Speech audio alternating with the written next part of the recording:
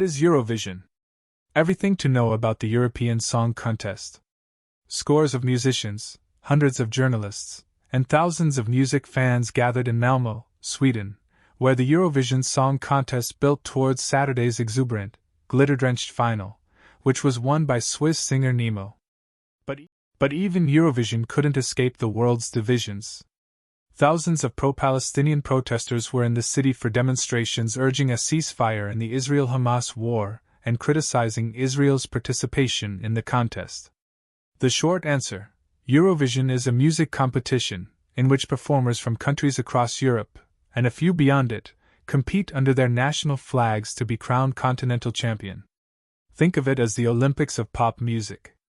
The longer answer is that Eurovision is an extravaganza that melds pop, partying and politics, a cross between a music festival, an awards show, and a meeting of the United Nations Security Council.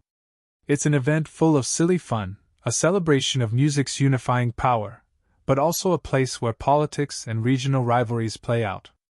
37 countries entered the contest, which this year took place over several days in the Swedish port city of Malmo. The country hosted after Swedish singer Loreen won last year's competition in Liverpool, England.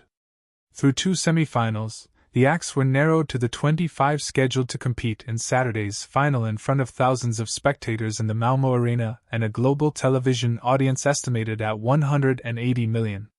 Nations can enter a solo act or a band.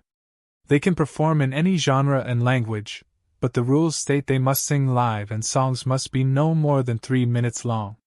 Staging has grown ever more elaborate, incorporating flashy pyrotechnics and elaborate choreography. This year is particularly strong on topless male dancers.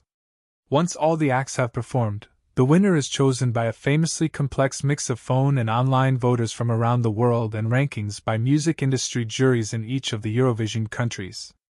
As the results are announced, countries slide up and down the rankings and tensions build, ending up with 0 points or 0 ranks as a national humiliation. According to bookmakers, the leading contender was Swiss singer Nemo, who performed a melodic, operatic song titled The Code. Nemo became the first performer who identifies as non-binary to win the contest, which has a huge LGBTQ+ following. The contest had its first transgender winner, Dana International, a quarter-century ago. Nemo's song was performed while balancing on a giant, spinning turntable, but there are no magnets or stage trickery involved, according to the BBC. The singer told the British publication that they are just balancing all the time, while hitting incredibly high notes. Another non-binary performer who generated huge buzz was Ireland's Bambi Thug, whose song, Doomsday Blue, was described by the BBC as a witchy, spooky blend of electro-goth and grinding metal guitars. They're the only contestant known to have brought a scream coach to Malmo. Other acts tipped to do well included operatic Slovenian singer Raven, Ukrainian rap-pop duo Aliona and Jerry Heil, and Spain's Nebulosa, whose song, Zora, caused a stir because its title can be translated as an anti-female slur. The act with the most momentum was Croatian singer Baby Lasagna.